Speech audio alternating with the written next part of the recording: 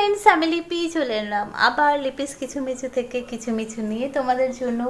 তো আজকের কিছু মিছুতে কিছু তো শেয়ার করবই। আজকে তোমাদের সাথে একটু কথাও বলি। তোমরা কেমন আছো?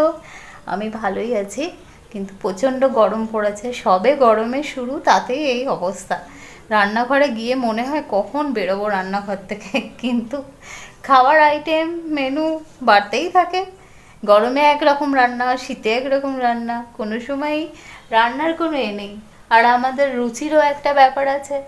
আজ এর মুখে এই ভাল লাগে তো কাল সেটা ভালো লাগে না। সব সব বাড়িতেই এই একই অবস্থা। তারা শুধু বলবে যে আজকে এটা খেতে ইচ্ছে করছে মা, তো বানাও। আর না বানাতে পারলে নিজেরই মন খারাপ লাগে যে বাচ্চাটা খেতে চাইলো, বানাতে পারলাম না। এরকম সব বাড়িতেই চলে ব্যাপারগুলো। তো রান্না করতে যাওয়ার আগে তাদের জিজ্ঞেস করি কী করবো রে, কী রান্না করবো রে। আর যে বাড়িতে দেখবে সব মাছ টাছ খায়, সেখানে প্রবলেমটা অনেক কম হয়, যে সবাই একটা মাছের ঝোল আর সঙ্গে কিছু করলাম, হয়ে গেল। আমার বাড়িতে আমরা তিনজন লোক নামেই, কিন্তু আমার স্বামী মাছ খেতে ভীষণ ভালোবাসে, আমিও মাছ খাই। তা ও হাজব্যান্ড সব মাছই খায়, আমি হয়তো সব রকম মাছ খাই না, কিন্তু একদম যে পাতেই নিই না এরকম কোনো ব্যাপার নেই। কোনোটা হয়তো ভালো খাই, কোনোটা একটু কম ভালো খাই। তিন্নি আবার দুটো তিনটে গুনতি মাছ আছে যেগুলোই খায়, অন্য কিছু খায় না। তাই এই প্রবলেম আছেই। তাই কী রান্না করবো একটা সকাল থেকে চলেই রেসিপির ব্যাপার। তারপর ঘর পরিষ্কার করা, ঘর গোছানোর আমার একটা বাতিকি আছে।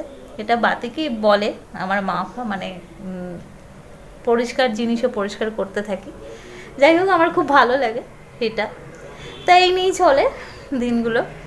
তারপরে তো চরকি তুত্তুরি হরি সবাই আছে, তাদের পিছনেও অনেকটা সময় যায়। তাই এইভাবেই চলছে, দিনগুলো কেটেই যাচ্ছে। আর গরমে যেন আরও বড্ড বেশি কষ্ট হয়। একটা ঘরে এসি লাগানো, আর সবসময় এসির ঘরে ঢুকে বসে থাকা তো আর সম্ভব নয়। আর বিশেষ করে রান্নাঘর থেকে এসিতে গিয়ে বসলে সেটা শরীরের পক্ষে আরও খারাপই হয়। যদিও আমরা মাঝে মাঝে তাই করি, সহ্য করতে না পারলে করি, কিন্তু সেটা ভীষণই ক্ষতিকারক। যাই হোক, জ্ঞান দিচ্ছি মনে হয় তোমাদের। না, জ্ঞান দিচ্ছি না, এটা সবাই তোমরা জানো। তা ওই চলছে ওইভাবেই শুরু, সকাল থেকে কাজকর্ম দিয়ে শুরু। তোমাদেরও সবারই তাই। আমাদের হাউস ওয়াইফদের কাজই তো ওইটা, সবাইকে খুশি করো, সবাইকে ভালো রাখো, তারপরে নিজে ভালো থাকো। তা সব কিছুর ভালোর মাঝেই